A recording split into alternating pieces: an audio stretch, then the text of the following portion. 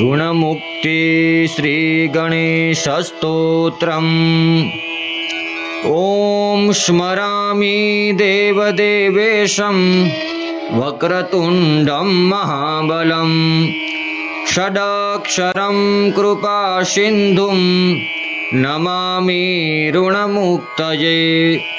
महागणपतिं वन्दे महासेतुं महाबलम् एकमेवाद्वितीयं तु नमामि ऋणमुक्तये।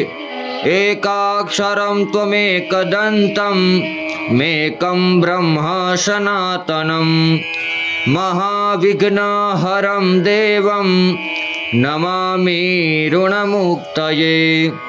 शुक्लाम्बरं शुक्लवर्णं शुक्लगन्धानुलेपनं सर्वशुक्लमयं देवं नमामि ऋणमुक्तये। रक्ताम्बरं रक्तवर्णं रक्तगन्धानुलेपनं रक्तपुष्पैः पूज्यमानं नमामि ऋणमुक्तये। कृष्णाम्बरं कृष्णवर्णं कृष्णगन्धानुलेपनं कृष्णयज्ञोपवीतं च नमामि ऋणमुक्तये। पीताम्बरं पीतवर्णं पीतगन्धानुलेपनं पीतपुष्पैः पूज्यमानं नमामि ऋणमुक्तये। सर्वात्मकं सर्ववर्णं सर्वगन्धानुलेपनं सर्वपुष्पैः पूज्यमानं नमामि ऋणमुक्तये।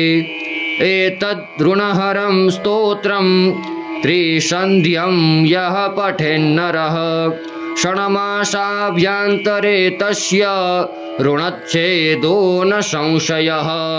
सहस्रदशकं कृत्वा ऋणमुक्तो धनी भवेत्। इति श्रीरुद्रयामले ऋणमुक्ति श्रीगणेशस्तोत्रं सम्पूर्णम्।